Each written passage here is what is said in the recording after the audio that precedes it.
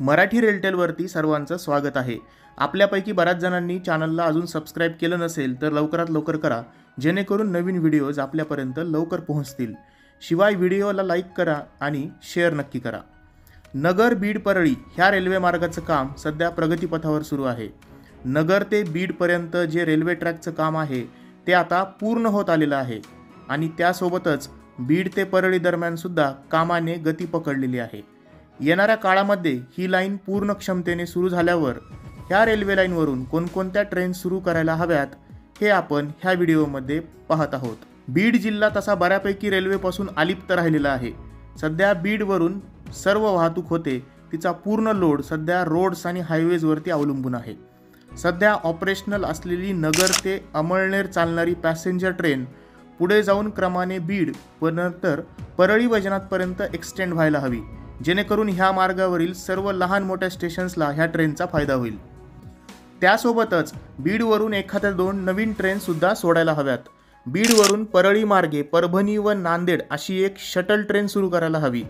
परळीवरून Mumbai CSMT साठी एक separate train हवी, जी व्हाया बीड नगर आणि पुढे एकतर पुणे मार्गे किंवा मनमाड मार्गे ती मुंबईकडे जाईल। जर परळी बीड नगर पुणे व मुंबई अशी ट्रेन सुरू केली तर बीड येथील प्रवाशांना ट्रॅव्हल्स आणि ST वरती जास्त डिपेंड राहायची गरज असणार नाही।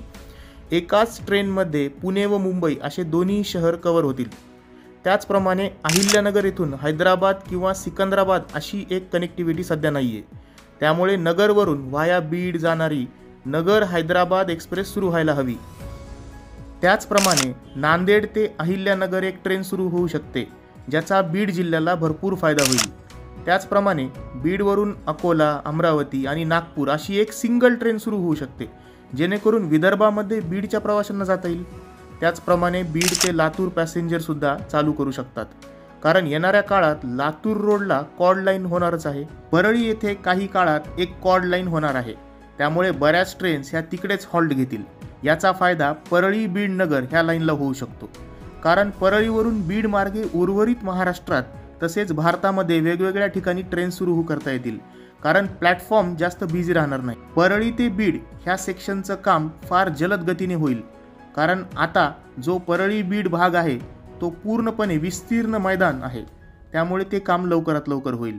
बीड ते नगरमध्ये जमिनीचा चढ उतार भरपूर असल्यामुळे रेल्वे समोर एक मोठं आव्हान असणार आहे, कारण आत्तापर्यंत आलेल्या बातमीनुसार ह्या भागात ट्रेनची मॅक्झिमम परमिसिबल स्पीड ही कमी राहण्याची शक्यता आहे।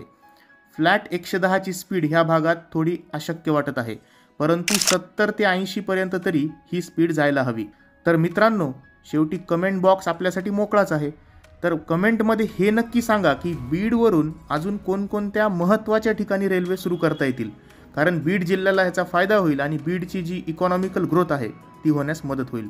तर मित्रांनो, नक्की सांगा। भेटू एका नवीन व्हिडिओमध्ये, तोपर्यंत धन्यवाद।